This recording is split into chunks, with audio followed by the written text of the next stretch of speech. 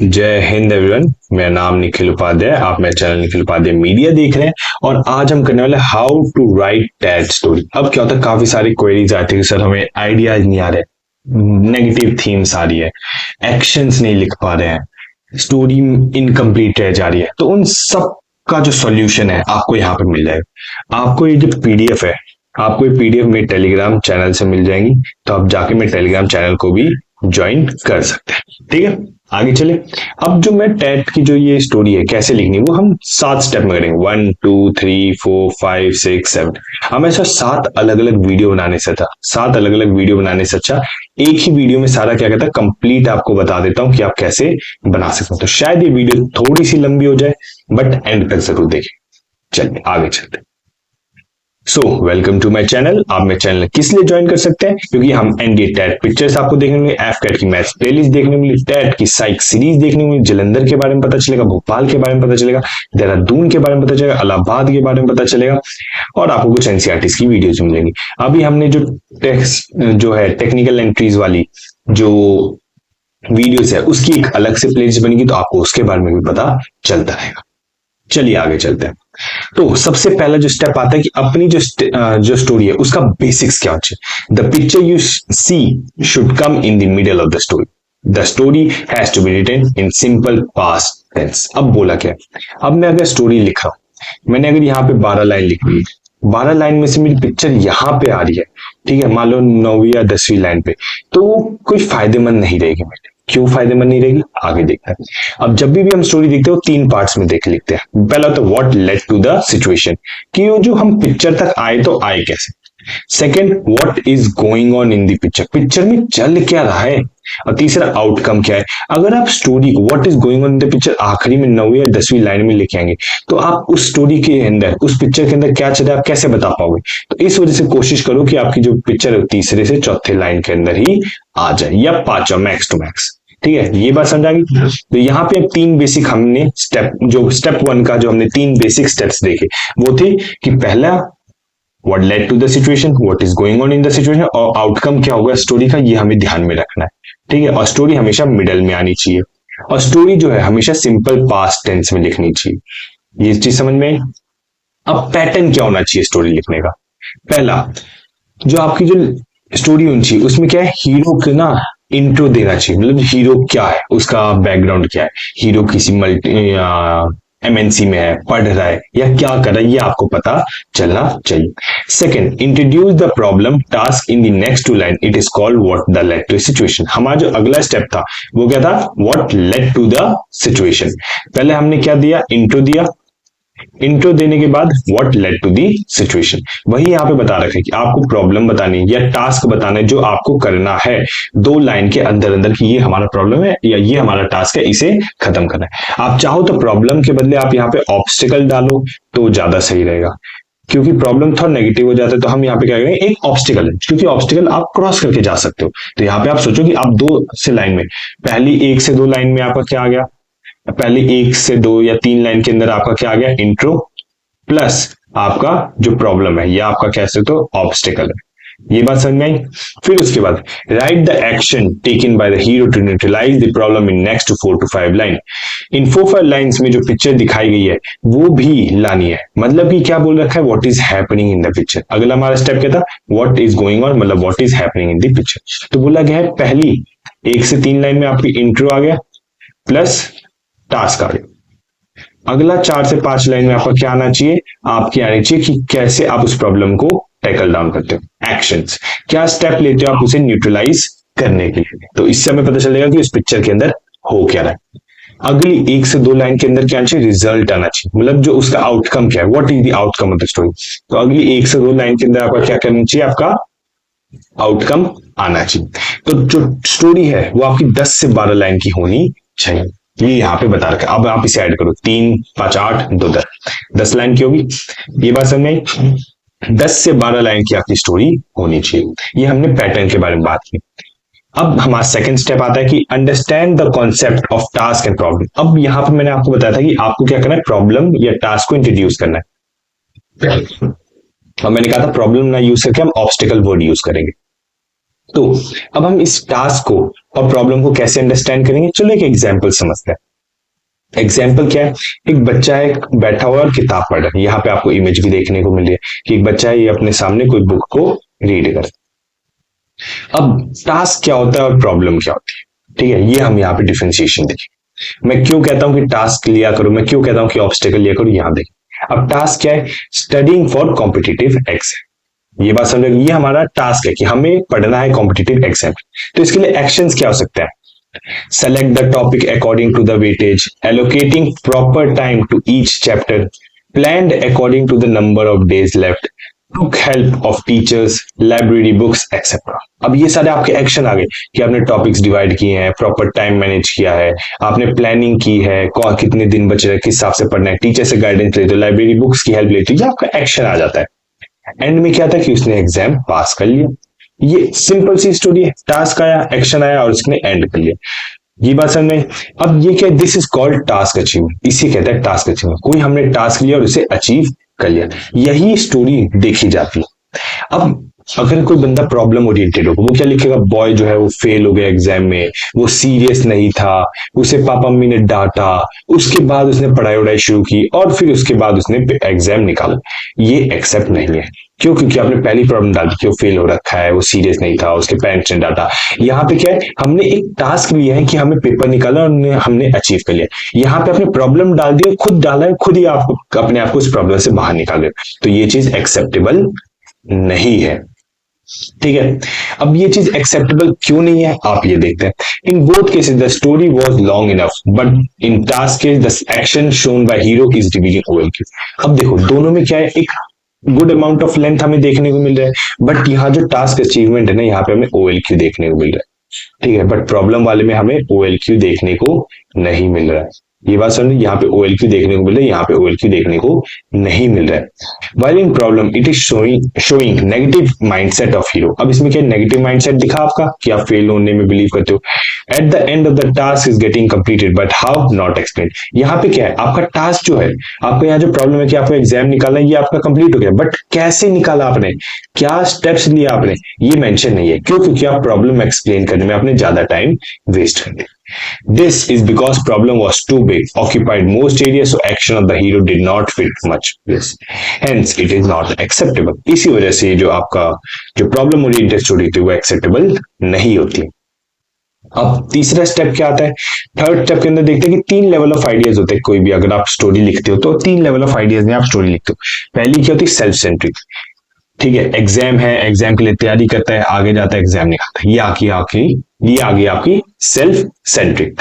दूसरी जो कि फैमिली ओरिएंटेड होगी, बहन है, उसे नए कॉलेज में एडमिशन मिल गया, जाता है हेल्प करवाता है, पापा है, पापा को हेल्प चाहिए, या मम्मी है, उनसे गाइडेंस लेता है, हेल्प करता है, उनकी मदद करता है। ये क्या होगी आपकी फैमिली लेवल स्टोरी होगी। ठीक है, फैमिली लेवल प्रॉब्लम होगी।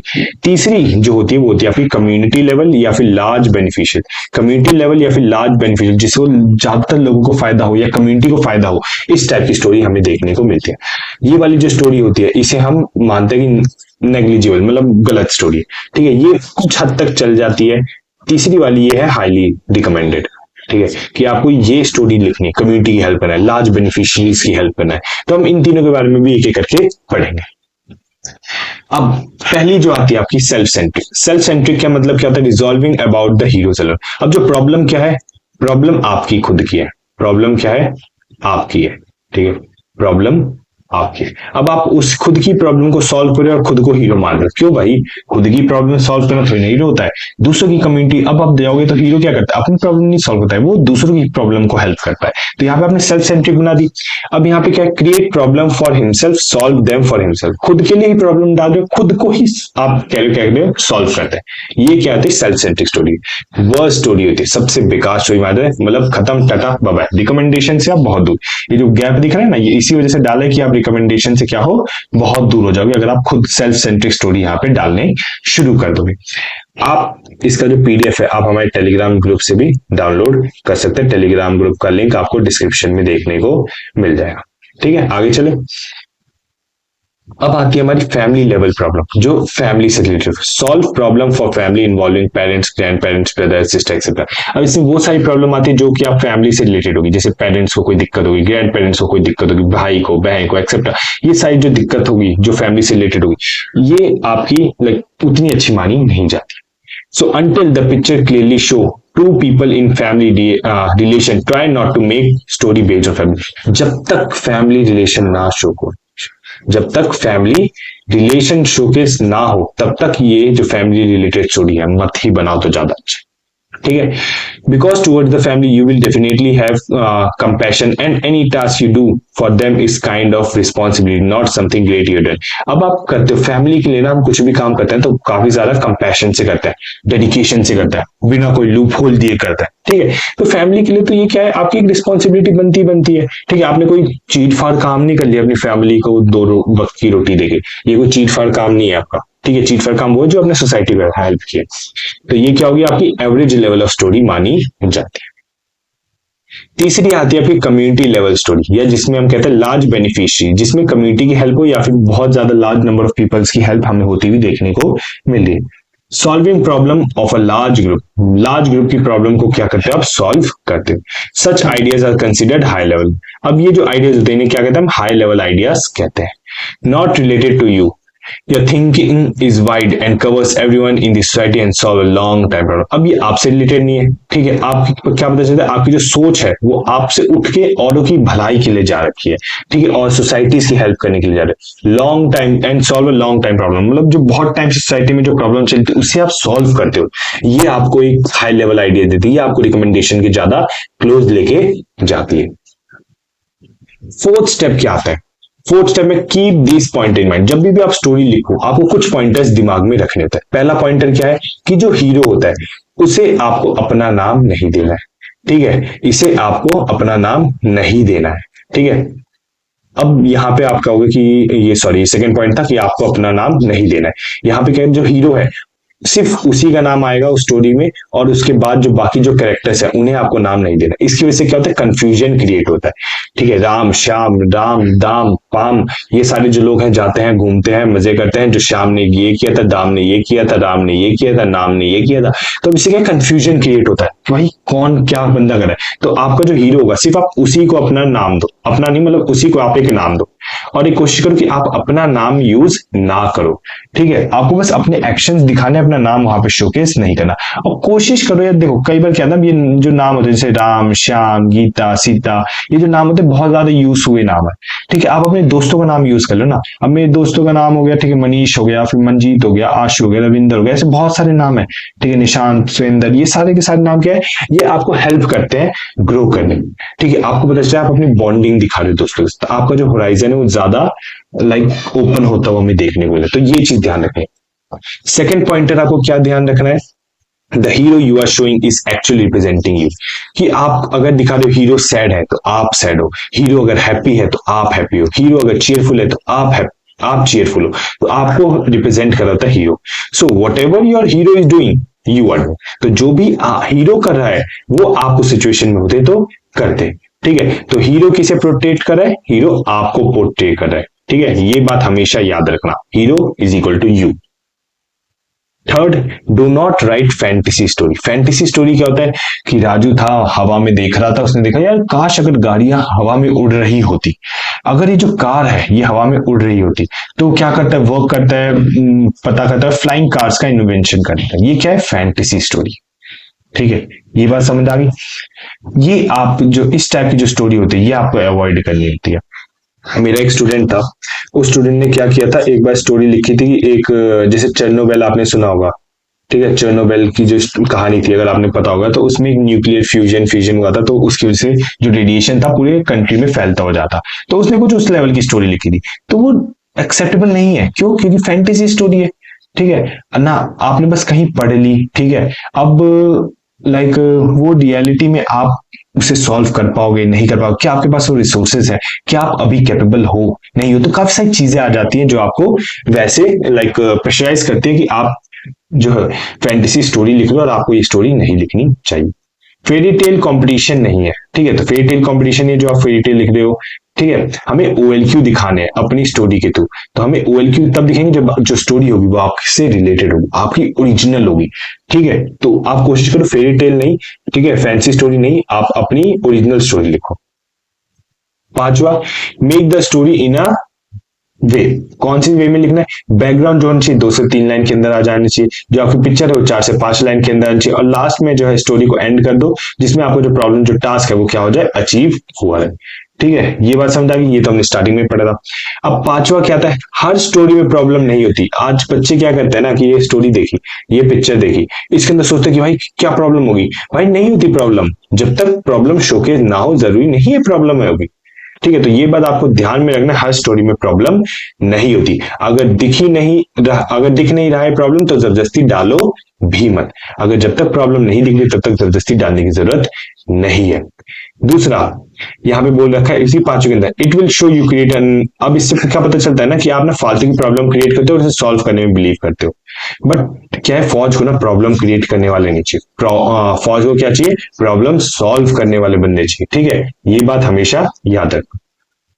सम stories will not have problems, कुछ स्टोरीज जो है उनकी प्रॉब्लम नहीं होगी। तो इन केस में क्या करना है? उसे एक अच्छा काम दे दो, उसे एक अच्छा टास्क अचीव कर दो। ठीक है, अब आपको दिख नहीं रही है कि कोई प्रॉब्लम है तो उसे एक टास्क दे दो छोटा मोटा जो अचीव कर पाए, जिसमें आपके OLQs दिख जाए। ठीक है, अच्छा टास्क देना और कैसे अचीव किया डिटेल में बताना, उससे OLQ दिखेगी। ठीक है, ये हमेशा याद रखना कि अच्छा टास्क देना है, सबसे पहली चीज अच्छा टास्क देना है, दूसरा उसे अचीव करना है, डिटेल में बताना है, और चौथा OLQ उससे आपको दिखेगी। ठीक है, ये बात ध्यान रखें। अगर आपको बैकग्राउंड वॉइस आ रही है तो सॉरी, मेरे थोड़ा पड़ोस में कुछ बच्चे आए नए तो वो ज्यादा शोर शराबा कर रहे हैं। ठीक है, अब इसके अंदर छठी, फौज से रिलेटेड स्टोरी मत लिखो भाई। ये मैं हमेशा कहता था, इमेज दिखी है आप डालते ही फौजी है, यहाँ गया है, ये कर है वो कर है। भाई क्यों? अगर उस इमेज में फौजी नहीं दिख रहा, उस इमेज में अगर सोल्जर नहीं दिख रहा तो मत डालो ना भाई, फालतू का आप सोल्जर डाल रहे हो। अब इससे क्या दिखता है ना कि आपका ना एक माइंडसेट जो है वो काफी रिजिड है, आपकी जो इमेजिनेशन वो क्या है, बहुत ही लिमिटेड है। आप CDS का एग्जाम दे रहे हो, FCAT का एग्जाम दे रहे हो, NDA का, SSB प्रिपरेशन, तो इन सबसे अलग हटिए कोई स्टोरी बनाओ भाई। इन सबसे क्यों बना रहे हो? क्योंकि लिमिटेड माइंडसेट के साथ नहीं चलना, लिमिटेड इमेजिनेशन के साथ नहीं चलना। आपको दिखाना कि हाँ हमारे पास ना बहुत सारी इमेजिनेशन है, हम काफी चीजें सोच सकते हैं, हम काफी चीजें लिख सकते हैं, काफी चीजें देख सकते हैं, काफी चीजें समझ सकते हैं। तो ये आपको दिखाना होता है। अब पांचवा स्टेप क्या है? ये हमारा 4th स्टेप का छठा पॉइंट था। अभी 5वां स्टेप है, अगर डेथ पिक्चर आ जाए तो उसमें क्या करना है। ठीक है, आपको ये इमेज देखने को मिले कि यहाँ पे एक बंदा है, यहाँ लेटा है। अब आपको एक्टिंग नहीं दिखानी, सबसे पहली बात तो ठीक है, मैं अपनी जितनी भी मैंने वीडियोस उसमें बताया एक्टिंग नहीं दिखानी। अब डेथ आ रखी है तो आप क्या कर सकते हो? ठीक है, सबसे पहली चीज ड्रामा नहीं दिखाना है। ठीक है, कि ड्रामा है वगैरह वगैरह, इससे पता क्या चलता है कि आप प्रॉब्लम से क्या हो, भाग रहे हो। आप प्रॉब्लम से क्या हो रहे हो, भाग रहे हो। तो हमें प्रॉब्लम से भागना नहीं, हमें प्रॉब्लम्स को फेस टू फेस करना है। सेकेंड चीज, पेरेंट्स को नहीं मारना है। ठीक है, पेरेंट्स को मार दोगे तो क्या पता चलेगा कि आपके बुरे रिश्ते हैं किसके साथ, पेरेंट्स के साथ। तीसरा, फ्रेंड्स को भी नहीं मारना है। ठीक है, सेम रीजन है कि आपकी दोस्त से अच्छी खासी नहीं बनती है। ठीक है, जब तक आपके पेरेंट्स जिंदा है तब तक आपको अपने पेरेंट्स को नहीं मारना है। ये बात समझ आ गई? और किसी और को भी नहीं मारना है। ठीक है, किसी और को मतलब कि काइंड ऑफ की जानबूझ के नहीं मारना है। ठीक है, हमेशा दिखानी नेचुरल डेथ हो गई है। आगे अब क्या कर सकते हैं? पहला जो होगी, जो थीम हो सकती है वो होगी हाई लेवल प्रोमैक्स, और दूसरी होगी हाई लेवल। इसमें क्या होगा, आप ऑफिस जा रहे होते हो या ऑफिस से आ रहे होते हो। ठीक है, हमेशा अपने जो हीरो है उसे क्या बनाओ, फ्री फ्रॉम वर्क। ठीक है, फ्री फ्रॉम वर्क बनाओ। तो ऑफिस से आ रहा होता है, you saw an accident, you to to hospital, was very serious. Evening you went to check, person died, consoled his family, convinced for organ donation as a person can live throughout others. अब आप चाहो ना तो इसमें ना आप एक चीज कर सकते हो कि ऑर्गन डोनेशन को हटा दो। क्यों कर सकते हो ऑर्गन डोनेशन हटाने की बात में क्यों करा? पहली चीज, क्योंकि यहाँ पे अगर आप जा रहे हो, किसी एक फैमिली मेंबर मरा है, आप उसे जाकर अरे सर आपका फैमिली मेंबर मर गया, मैंने सुबह बचाने की कोशिश तो की थी, बट आप चाहो तो इसकी आंख, हार्ट, ये सब जो है आप डोनेट कर सकते हो। किसी भी आदमी को गुस्सा आएगा कि यार एक तो मेरी फैमिली में कोई लॉस हुआ है, ऊपर से आप ऑर्गन डोनेशन कर रहे हो, तो आप कोशिश करो कि आप ये ऑर्गन डोनेशन ना ही डालो तो ज्यादा अच्छा रहेगा। ठीक है, ये बात समझ आ गई कि आप रास्ते में गए, आपने देखा किसी का एक्सीडेंट हो रखा है, हॉस्पिटल ले गए, शाम को आपने आके चेक किया, लोगों बंदी की डेथ हो रखी थी। इस टाइप की अब स्टोरी बना सकते हो। अब हाई लेवल की स्टोरी क्या हुई? Someone died in locality, drinking habit due to the liver cirrhosis, conducted funeral, help family, conducted awareness in the locality with friends regarding the same, arrange for the rehabilitation of the addicted people। अब बोला गया आपकी locality में कोई आदमी मर गया, ठीक है, उसकी क्या है, हार्ट लिवर प्रॉब्लम थी कि जो लिवर है अच्छे से फंक्शन नहीं कर पा रहा था, उसकी वजह से आपने क्या किया, उसकी फैमिली में हेल्प की, उन्हें कंडोलेंस दिया, आपने थोड़ा बहुत अवेयरनेस लाइक सोसाइटी में लाने की कोशिश की। ये आपकी हाई लेवल की स्टोरी हो सकती है। ये बात समझ में आ गई? ये आप डेथ पे कुछ बना सकते हो। आप चाहोगे तो इस पिक्चर के ऊपर मैंने स्टोरी बना रखी है। आप अगर मेरी टैट की जो सीरीज है, ठीक है, टैट की जो सीरीज है उसमें जाके देखोगे तो आपको ये इमेज और प्लस स्टोरी देखने को मिल जाएगी। आगे चलता है। अब 6 स्टेप हम 5 हो गया। अब 6 स्टेप क्या कहता है? How we get ideas for the story. कई बंदे कहते हैं भाई सर मुझे आइडियाज नहीं है, पिक्चर देखता हूँ ब्लैंक हो जाता हूँ, मुझे समझ ही नहीं आ रहा क्या लिखूं। तो आइडियाज आते कहां से? जो पिक्चर होती है ना, आपको एक बात याद रखना, the picture shown to us is a stimulus not a question, so don't try to solve it, try to keep yourself in the situation. अब जो पिक्चर है वो आपको स्टिमुलस है, मतलब एक सिचुएशन में आपको डाल दिया, छोड़ दिया।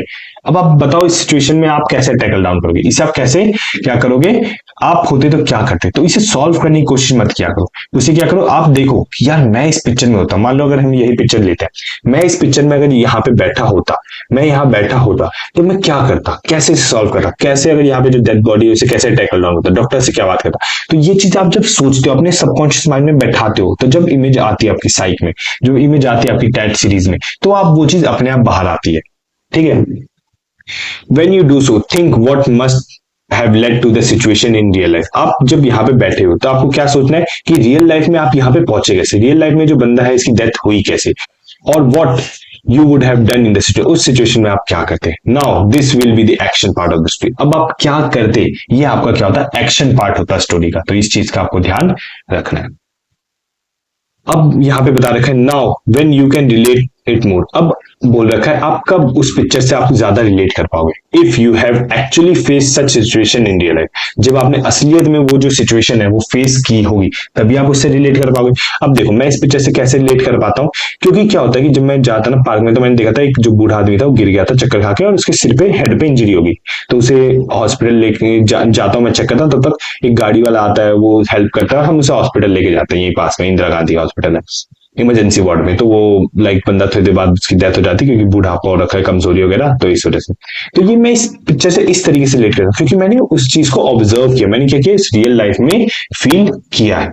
दूसरा, अगर आपने रियल लाइफ में उसे नहीं देखा है तो you have rid of such instance newspaper और समवेयर। आपने कहीं ना कहीं पढ़ा होगा न्यूज़पेपर में, या कहीं पे आपने नोवेल वगैरह में आपने देखा होगा, तो आप क्या करते हो, उन चीजों को वहां से भी आप आइडिया ले सकते हो। और you have heard someone else do this in real life. और आपने सुना होगा किसी को कि वो बंदे ने कैसे इस रियल लाइफ में उस प्रॉब्लम को सॉल्व आउट किया होगा। मान लो इस सिचुएशन में मैंने आपको बताया कि मैंने डेथ पिक्चर देख रखी है, मान लो आपके सामने डेथ पिक्चर है, आप चाहो तो मेरी स्टोरी भी कॉपी कर सकते हो। तो इससे क्या होगा कि आपने सुनी नहीं ये चीज कहीं से, तो आपने जाके वहां पे शोकेस किया, तो इससे क्या हुआ, आपकी ओएल की शोकेस होती है। ये बात समझ में आया। छठा, from these experience you can build the story. आप पहला आपका खुद का एक्सपीरियंस हो, ठीक है, पहला क्या है, आपका ओन एक्सपीरियंस हो। दूसरा, आपने कहीं पे रीड कर रखा है।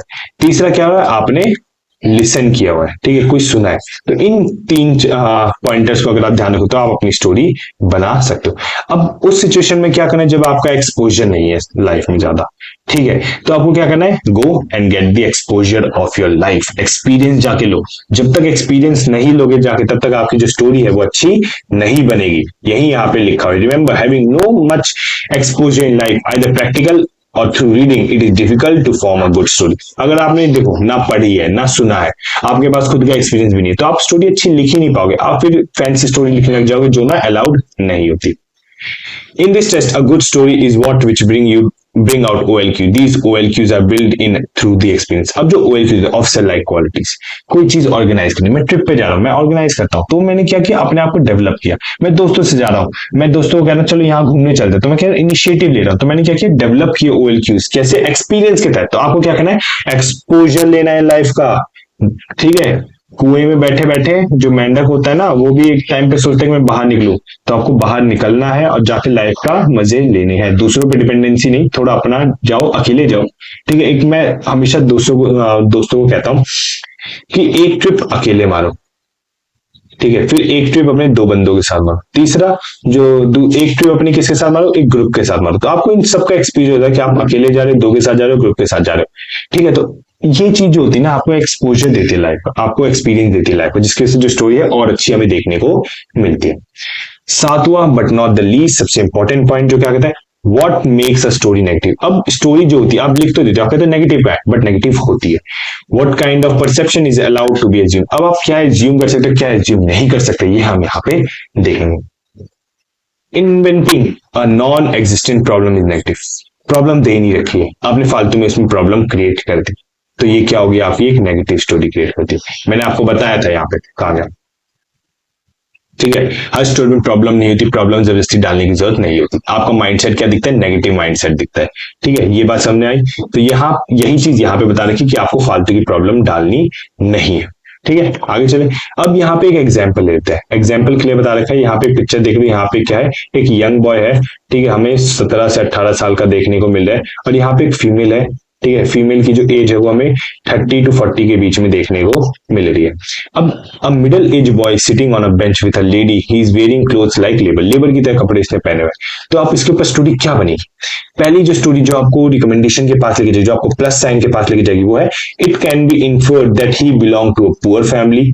You can show that he is a labourer.